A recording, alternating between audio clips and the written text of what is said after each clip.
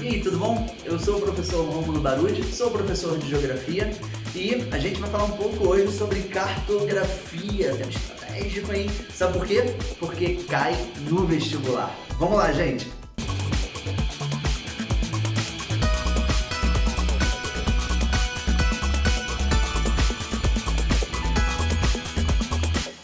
E aí, galera? Tudo bom? Então, a gente vai falar hoje sobre cartografia, que é um tema que você viu no sexto ano, que você vê no sétimo ano, que você vê no oitavo ano, que você vê no nono ano, no primeiro, no segundo, terceiro, a vida inteira, né?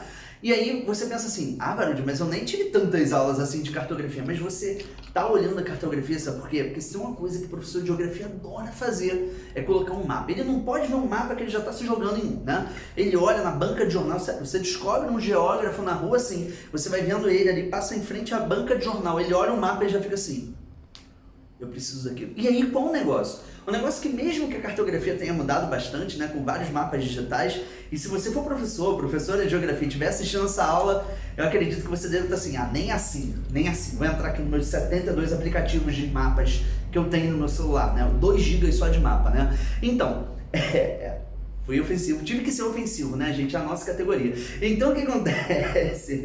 A gente, para conseguir entender um pouco sobre a cartografia, a gente tem que entender algumas coisas muito básicas. A primeira delas é a localização espacial. Cara, não tem como analisar cartografia se você não entender localização espacial. E aí eu vou explicar para você de um jeito bem fácil.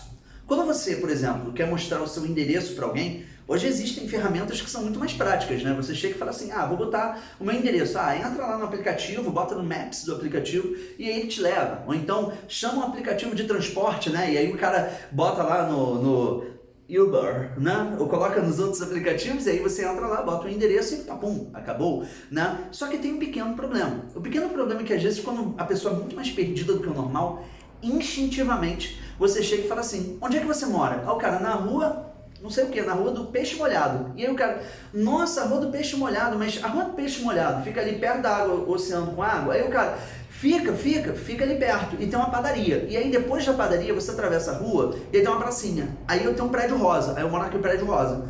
Aí o cara fica assim, entendi. Então, ó, peixe, padaria, prédio rosa. Aí o cara, exatamente. Pera aí que eu vou desenhar aqui onde é que tá a minha casa. Repara, você tem CEP, você tem um GPS, você tem um celular, você tem sinal, você tem um monte de coisa, mas a pessoa vai dar um jeito, vai pegar um papelzinho, vai fazer aquele desenho e vai te mostrar. Sabe por quê? Porque o nosso cérebro é programado para isso. Ele é programado para conseguir entender que quando você está chegando perto de casa, ele vai começar a observar quais são os principais pontos de referência que te levam àquilo ali. Então, se a sua vida fosse um grande mapa, o seu título poderia ser Minha Casa. E aí quando você tem como título Minha Casa, você já começa a reparar que vai existir uma legenda.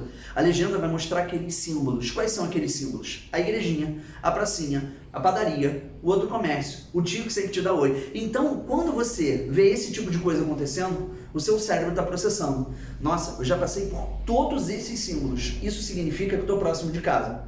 No entanto, quando você está mais distante, você começa a reparar uma outra coisa que é muito interessante. Sabe qual é? Já reparou que quando você, antes de começar a ter a frequência daquele lugar, a olhar aquele lugar com muito mais detalhes, mais devagar, já reparou que quando você está numa rota de ônibus, numa rota de carro, numa rota de viagem, o que for, você raramente percebe os detalhes? Você vê a repetição, você sabe que está numa rua, numa avenida, numa estrada, o que for. Mas sabe qual é a parada maneira? Você não entende qual é a escala de detalhes daquilo ali.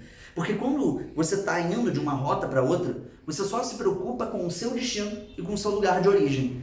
E aí é que vem a parte que é mais maneira. Geralmente quando você pega um táxi, quando você pega, enfim, algum transporte que te leve até algum lugar, é muito comum que aquele cara que faça aquela rota, muito mais vezes, consiga perceber uma lojinha, algum detalhe que você nunca percebeu.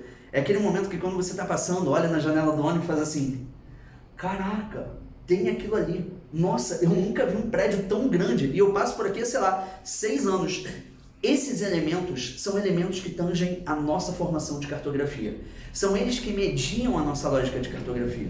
Só que quando a gente fala da cartografia em si, a gente está falando sobre uma projeção, sobre um desenho, sobre uma foto, sobre alguma coisa que de forma artificial foi colocada para representar um lugar, um território. Então, para isso, são necessários vários elementos que vão te ajudar a entender mais sobre o mapeamento.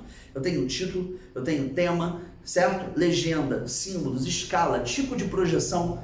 Todos esses caras, a rosa dos ventos, né, que é uma projeção horizontal ali, né, porque você está na superfície, então você olha para o norte, para o sul, leste, oeste, assim vai, beleza? Então, quando você faz isso, lembrando que quando você fala de altitude e profundidade, você tem como nível ali o nível do mar, beleza? Então, tipo, nível do mar, mergulhei, profundidade. Nível do mar, subiu o prédio, altitude, foi? Beleza?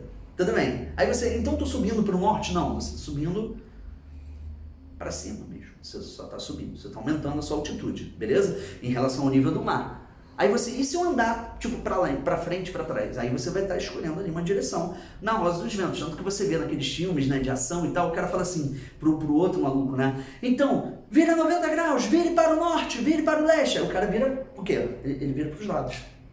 Sacou? Entendeu? Foi? Norte, sul, leste, oeste, para os lados. Então, quando você tem essa visão da cartografia, automaticamente você já começa a perceber o seguinte: existem várias formas de mapeamento. E os mapeamentos sempre tiveram funções estratégicas, sejam de cunho social, político, econômico, estratégico, geopolítico, todos esses, naturais também, de análise térmica, de análise dos climas e tal. Então, para você conseguir analisar a cartografia, é necessário ter essa ideia dos conhecimentos. E também mais uma coisa, dá uma olhadinha aí. Repara que quando você vê um mapeamento antigo, você começa a perceber que a precisão daquele mapeamento não era tão boa. E aí você pensa assim, mas peraí, esse mapeamento antigo, onde mostra ali, parece um mapa, né, em formato de D, inclusive foi questão do Enem 2015 esse mapa, né? Em formato de D, que mostra o velho mundo ali, África, Oriente Médio, Europa, o resto da Ásia. Mas por que eu preciso me preocupar com mapas assim? Lembra? Referenciais. Quando eu falei da padaria, da igrejinha, eu estava falando de referenciais. A cartografia é uma ciência de referenciais. É por isso que toda vez que você olhar um mapa, vai ser muito comum que, quando aquele mapa apareça, você busque os principais referenciais. E geralmente já a resposta é a interpretação daquilo ali. Naqueles mapas, como por exemplo a projeção de Mercator, né, que é aquele mapa mais abaixo daquele que parece uma bolinha, sacou, um círculozinho, então aquela ali é a projeção original de Mercator.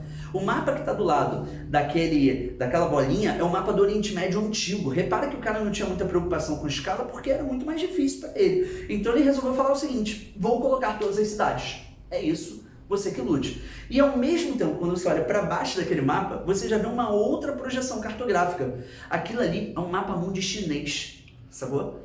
O mapa mundi do século XV chinês. Então, dá para perceber que tanto no mapa de Mercator quanto no mapa mundi chinês, é possível você conseguir perceber as grandes nuances territoriais que existem ali, cada um deles com o seu propósito.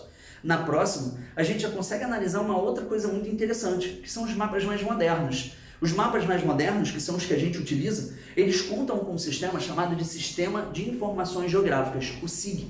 Né? E aí, esse Sistema de Informações Geográficas, ele tem a ver com um troço chamado de geoprocessamento. Ele envolve um conjunto de programas que favorecem a criação de temas em mapas. Então você consegue ver, por exemplo, naquela imagem mais no cantinho, que existe uma série de camadas sobre um mesmo lugar, cada um de acordo com o seu tema. Ao mesmo tempo, você consegue observar, por exemplo, naquele mapa bem abaixo do título, você também consegue ver ali, por exemplo, um mapa que mostra o fluxo de trânsito em algum lugar. Um mapa muito utilizado para você que usa bastante aplicativo de transporte.